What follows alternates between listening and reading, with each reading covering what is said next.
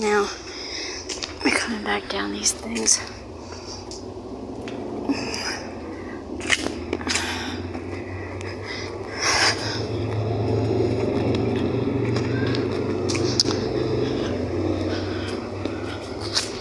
Let's see who made this artwork. Sculpture artist Mark Chu, representing Eternal Flame, Veterans of Korean War. Partnership with the City of Ormond Beach and the Ormond Memorial Art Museum, 2010. Alright, then you come over. You can take your detour either way. It stinks so bad right here. It smells like something dead in there from the hurricane, probably. Then you come across this lovely piece of work, which I don't agree is lovely at all. There's the peacocks. I remember them being as like on the corner, but this is all locked up. I'm not going to be having any fun this way. This is, what does it say?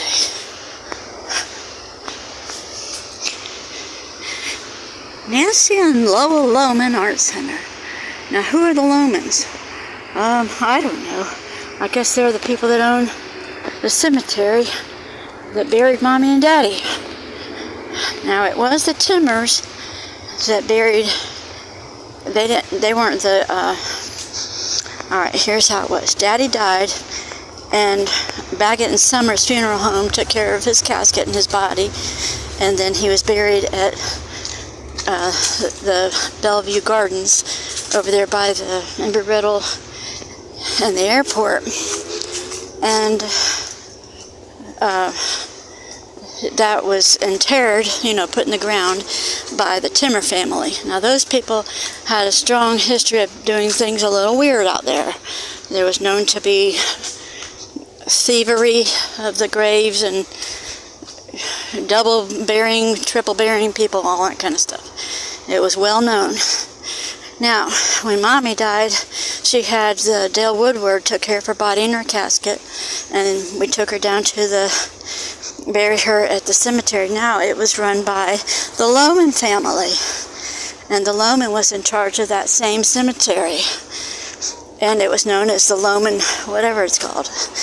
Now, these Lomans have many cemeteries that they run nowadays.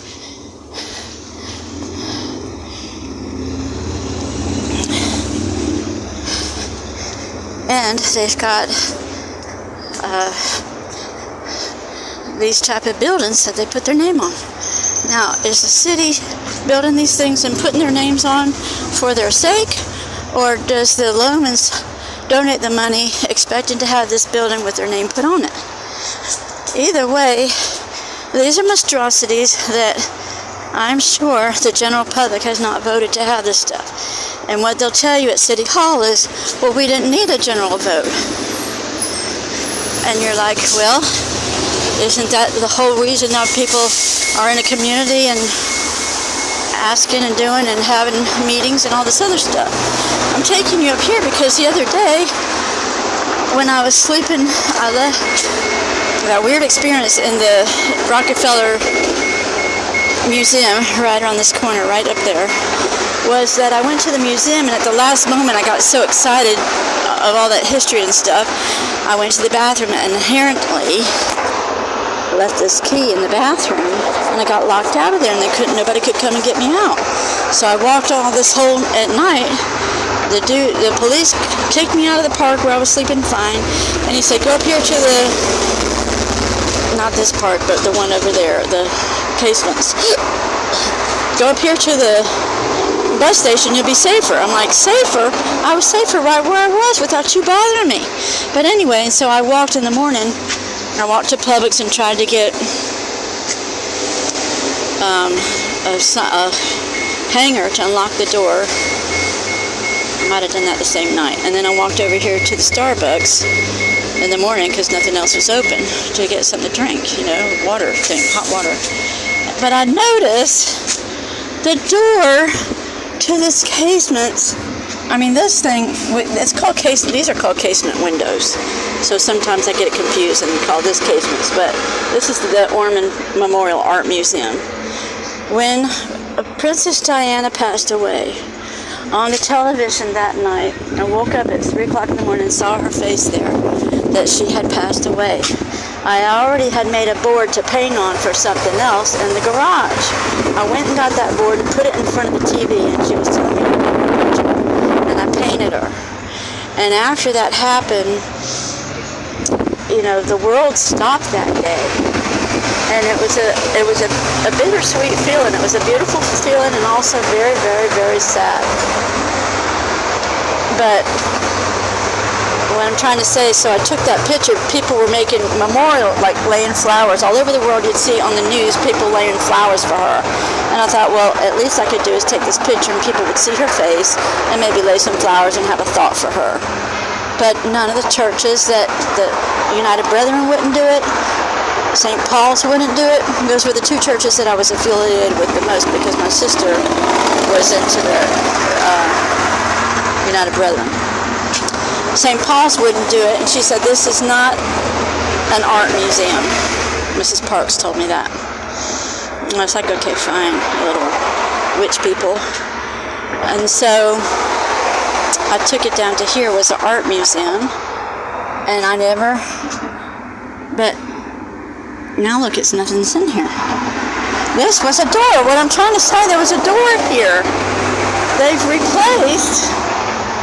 There's a mark there, and here's a mark here. It seems like they took this whole panel and took the doors out that were here.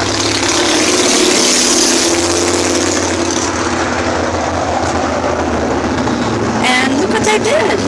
There was an entranceway right by the doors where I had her picture. There was a hallway, like a foyer type of thing. And right here was a table, and they took and put her right here. The picture of Princess Diana. And now there's no foyer. It's all this weird nothing. And then the foyer went straight and led into where I think it was called Malcolm Fraser. There was beautiful, beautiful paintings of angels and garden scenes of beautiful angels out. And I always wanted to paint like that. And that was a permanent collection. Who knows where that is, because it used to be the lead of it in the foyer. This unlocked, and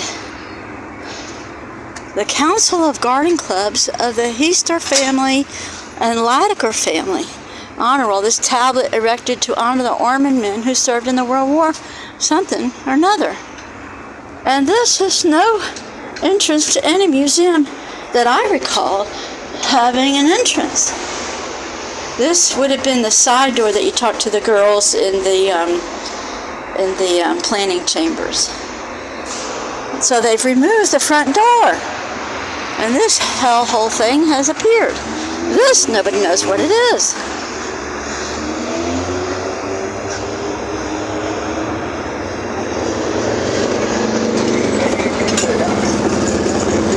And they've gone to town with all their pavers. Whoever's doing it has got to be a paving company of some sort.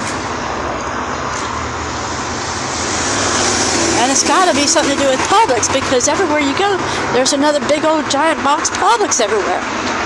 And here's Truett, right next door to Publix. So that bank has got something. When you look up that bank, I don't know, it's got probably something to do with ViStar.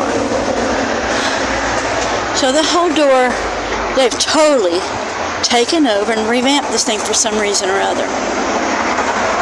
Makes no sense, except what I'm trying to tell people, it feels like somebody's got my family's identity, and wherever we've gone or lived, especially me, they've gone backwards and covered up everywhere I lived, because I guess I might be that Indian Cherokee who was not supposed to be alive. That they reported in 1825 or 35 that we all were dead or something. So this is what happens when people lie. It never leaves until it's found out and ironed out. And it's hysterical. It's hysterical because we're at the point where you can't lie anymore, and nobody's showing up to claim this as their doings. You've got some kind of a wedding. Nobody knows. Who's going to walk up this great big thing is beyond me. I'd be too scared to even walk the first level up. There's turtles trying to do something. Live.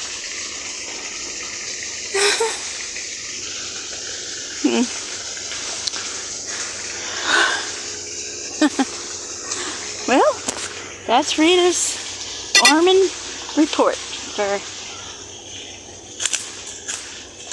what it's worth.